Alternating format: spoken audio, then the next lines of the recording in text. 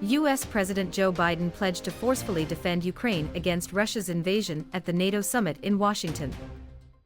In Europe, Putin's war of aggression against Ukraine continues, and Putin wants nothing less than Ukraine's total subjugation, to end Ukraine's democracy, to destroy Ukraine's culture, and to wipe Ukraine off the map. And we know Putin won't stop at Ukraine, but make no mistake, Ukraine can and will stop Putin.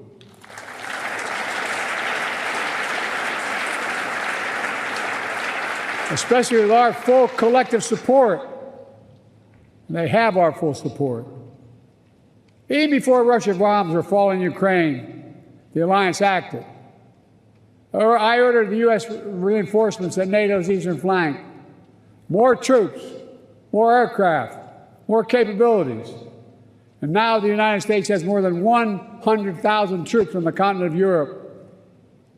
NATO moved swiftly as well, not only reinforcing the 4 existing battle groups in the east, but also adding 4 more in Bulgaria, Hungary, Romania, and Slovakia, essentially doubling NATO's strength on the eastern flank. Together, we've built a global coalition to stand with Ukraine. Together, we provided significant economic and humanitarian assistance. And together, we've supplied Ukraine with weapons it needs to defend itself. Tanks, armored fighting vehicles, air defense systems, long-range missiles, and millions of munitions. The United States and nearly 24 allied partners have signed a bilateral security agreements with Ukraine, and more countries will follow. Today, I'm announcing the historic donation of air defense equipment for Ukraine. The United States, Germany, the Netherlands, Romania, and Italy will provide Ukraine with the equipment for 5 additional strategic air defense systems. And in the coming months, the United States and our partners intend to provide Ukraine with dozens of additional tactical air defense systems. The United States will make sure that when we export critical air defense interceptors, Ukraine goes to the front of the line.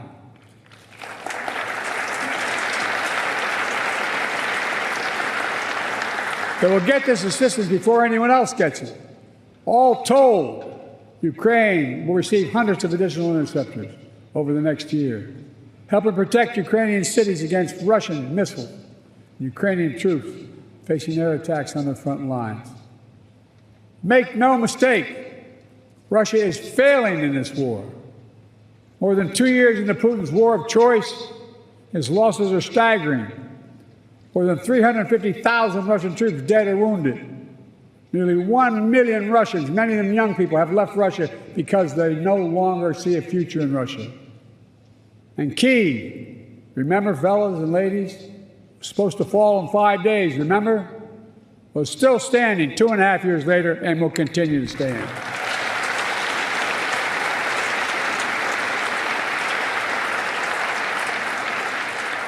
All of the allies knew that before this war, Putin thought NATO would break. Today, NATO is stronger than it's ever been in its history. When this senseless war began, Ukraine was a free country. Today, it is still a free country. And the war will end with Ukraine remaining a free and independent country. Russia will not prevail. Ukraine will prevail. Ladies and gentlemen, this is a pivotal moment for Europe, for the transatlantic community, and I might add for the world. Let's remember, the fact that NATO remains the bulwark of global security did not happen by accident. It wasn't inevitable. Again and again at critical moments, we chose unity over disunion, progress over retreat, freedom over tyranny, hope over fear. Again and again we stood behind our shared vision of a peaceful and prosperous transatlantic community.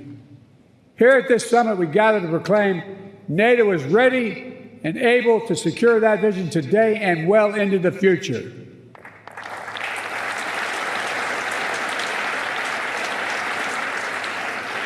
Let me say this. An overwhelming bipartisan majority of Americans understand that NATO makes us all safer. The fact that both Democratic and Republican parties are represented here today is a testament to that fact. The American people know that all the progress we've made in the past 75 years has happened behind the shield of NATO. And the American people understand what would happen if there was no NATO. Another war in Europe, American troops fighting and dying, dictators spreading chaos, economic collapse, catastrophes. Americans, they know we're stronger with our friends, and we understand this is a sacred obligation. As President Reagan put it, and I quote, "If our fellow democracies are not secure, we cannot be secure. If you are threatened, we are threatened. If you're not at peace, we cannot be at peace." Reagan knew it then, and we know it now. Our nations will continue to keep faith with what we pledged in years to come. Now, if you'll indulge me, I'd like to end my remarks in a slightly unusual way. NATO is an alliance of nations, but also made up of leaders. And one person in particular has done an extraordinary job leading NATO for the last decade. Secretary General Stoltenberg, would he come forward?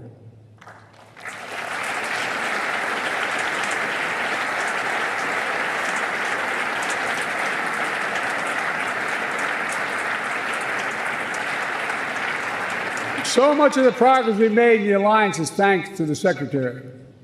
He's a man of integrity and intellectual rigor, a calm temperament in a moment of crisis, a consummate diplomat who works with leaders across the political spectrum and always finds a way to keep us moving forward. Secretary, you've guided this alliance through one of the most consequential periods in its history. I realize, I was talking to your wife, I personally asked you to extend your service. Forgive me. And you put your own plans on hold. When the Russian war in Ukraine began, you didn't hesitate. Today, NATO is stronger, smarter, and more energized than when you began. And 1 billion people across Europe and North America, indeed the whole world, will reap the rewards of your labor for years to come in the form of security, opportunity, and greater freedom. For these reasons, I'm pleased to award you the highest civilian honor the United States can bestow, the Presidential Medal of Freedom. Ask the military to come forward.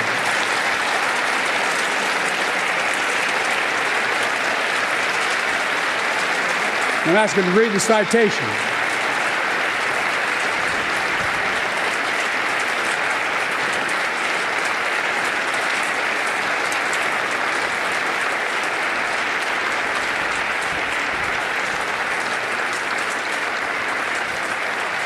The President of the United States of America awards this Presidential Medal of Freedom to Jens Stoltenberg.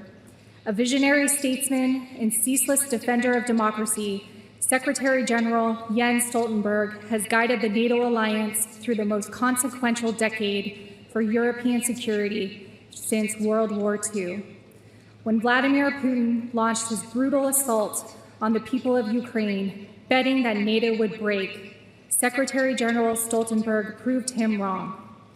Under his stewardship, NATO has become stronger and more united than ever, and Americans for generations to come will benefit from the safer world he helped create. He demonstrates that the core truth of the alliance is as powerful now as it was 75 years ago. Together, we are stronger.